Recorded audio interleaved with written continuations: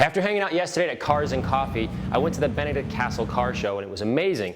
Now, these two guys need no introduction, but if you're new to detailing, this is Jason Rose from Meguiar's, Kevin Brown from BuffDaddy.com. We're talking about how to wet sand the car, and this is a very special / unique car. This is Matt Farah's 1988 Fox Body Mustang, and it's in pretty rough condition, but I'm really excited because we're going to talk about all the nuances of wet sanding. These two guys are the masters at wet sanding, so this episode you cannot miss. We're going to talk about lots of different techniques, different tools, different pads, a lot going on. That's all coming up today on this episode of Right Along. Right along. All right, so we're starting to wet sand Matt's car, and clearly it's pretty rough. Now talk to me a little bit about what's different about this particular paint versus, let's say, a newer car with original paint on it. Well, we've got a couple of challenges with this one. This is a refinish car that's pretty rough. It has texture, has ridge lines, has scratches. But the other challenge we're facing is we measured the thickness of the paint, and Super thin. We're really thin. So the challenge becomes, hey, how much do you wet sand versus are you going to blow through the paint? Yeah. Right. So I think this is an interesting car to work on because we're walking a very fine line. Which is great because we can learn. If we burn through the paint, which by the way, we did a podcast last night with Matt, we chatted with him. He's going to repaint the car anyway. So this is almost like a big piece of scrap metal that we get to play on.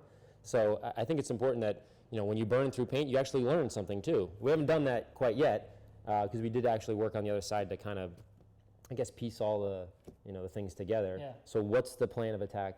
We're going to tape it off clearly. But Well, our approach is we're going to be trying to get the defects out, and the defects we're approaching are the texture and the scratches and the roughness. So we're going to try and smooth this out and make it as flat as we can. So a show car finish, if you will.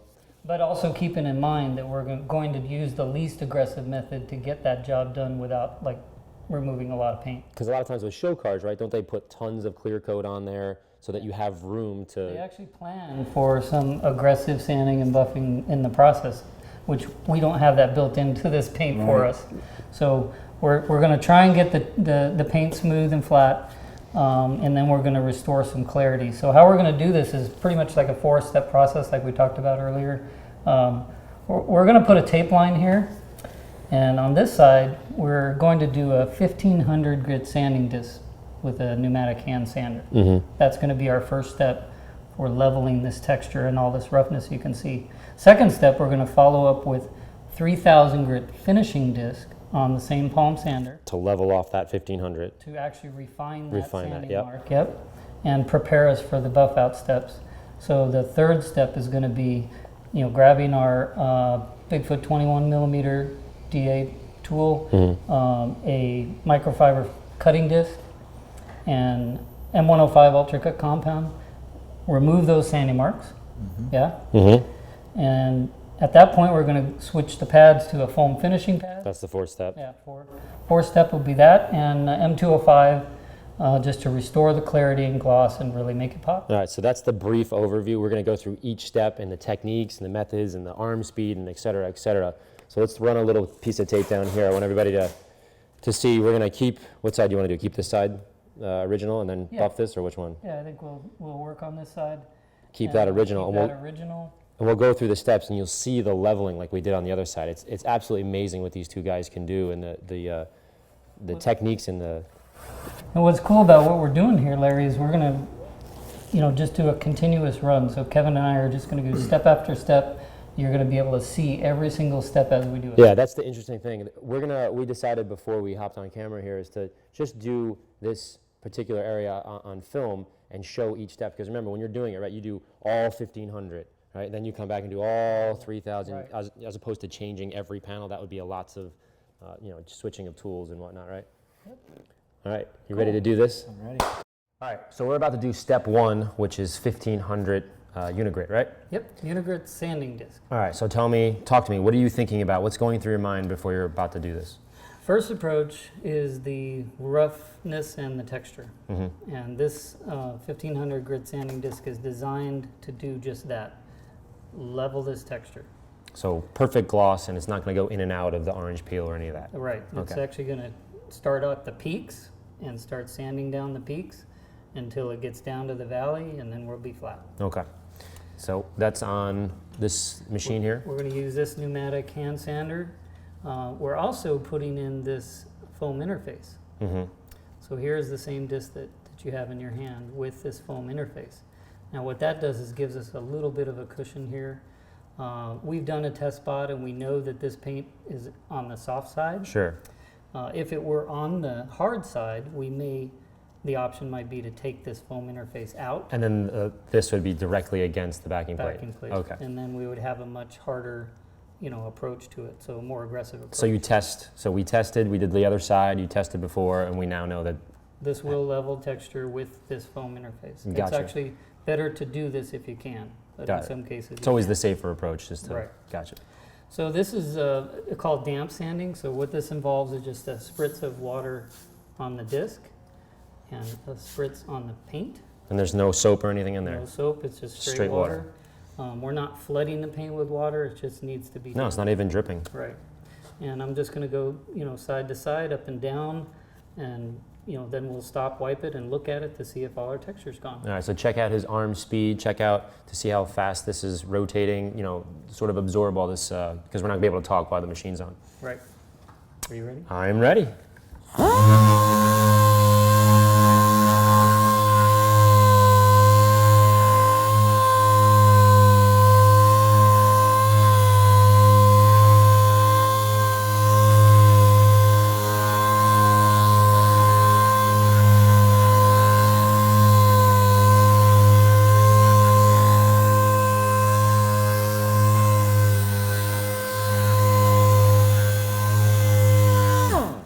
All right, now I'm seeing lots of black, milky looking. This is a froth. It's a combination of the paint residue that we're pulling off, and it's designed into the sanding disc. So this is by design. This is what we expected to have happen. So this is normal. People aren't going to be freaking out if they see this Well, happen. they may freak out if they haven't done this before, but, and then when they do the first wipe, they might freak out about what it looks like. Yeah. But this is actually exactly what we expected to have happen. All right, so then you would wipe it down. Let's take a look at that towel. Yikes. Yeah. So that's... So what this tells us, Larry, is obviously we're dealing with a single stage paint, not a clear coat. Yes. Yeah. Gotcha. Also with this. All right, so and then your last step, if you were to go back, and if you decided you needed to do more, Yeah. you would first clean this pad off. Right. And let's do that. So we would take this, and you can actually see how it's, rinsing off the sanding disc. And this is paint residue that we've sanded off. Very important to do this step, because if you keep sanding with all this material on the sanding disc, it can actually not finish as well, and you can be putting defects in while you're trying to take them out. So that's all the gunk right there. Yeah. So as you can see here, here's our sanding mark. These high spots can show you where the texture is that remains, right? So you'd have to do a bit more to level down that. here we would have to do a bit more. But in this area here, you can clearly see, if I can borrow this, you can clearly see that our texture is fairly leveled there. We don't want to be more aggressive than this because, as we mentioned, we're Thin paint. Gotcha. So this is actually an alternative approach to hand sanding with heavier grits, which a lot of people do in this scenario. They'll hit it with 1000 grit by hand, which would be much more aggressive than what we're doing now. So by hand is more aggressive than machine. Absolutely. Which is counterintuitive. You think machine, strong, but hand. Well, your hand is not flat, and the tendency is to have uneven pressure behind the sandpaper, and that gives you a very uneven sanding mark, which is then removing uneven paint. Gotcha. And then you got to be more aggressive to buff it out. All right, cool. We'll finish this up and we'll move on to the next one. So the next step is 3000. Right. Now, what's the difference between these two pads? Because they're clearly different. Yes. This is more like traditional sandpaper in terms of, how it looks and feels. Very different technology than traditional sandpaper, but this is thin for a reason. It's designed to level that texture. So anytime you use it, 1500 grit sanding disc like this, it will go after the peaks. It will start chopping down peaks. I can see that. Yeah, that's what this one does. By contrast, this one has this bit of a foam layer in there, and it's a different technology and abrasive.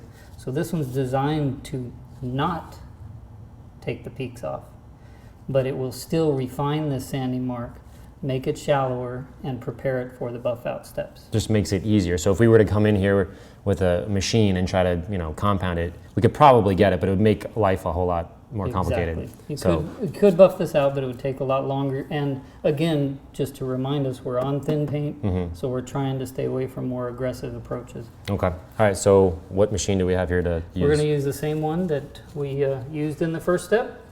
This is a palm sander. We're going to keep the foam interface pad on there. And here's our 3000. Now with this one, is there ever a moment or chance where you would not use this, just like the previous one? No. For this step, you always want to use this foam interface. Good point. Okay. Another point I'd like to make is that this technology here can actually be used in a situation where you have an isolated scratch or you're trying to remove scratches and you're not concerned about texture.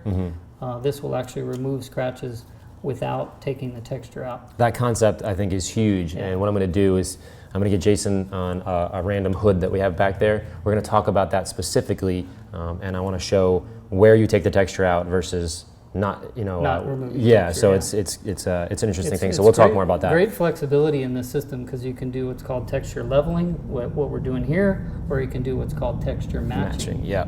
Cool. So same water kind of thing, or? Yep. Light mist on this finishing disc and a light mist on the paint.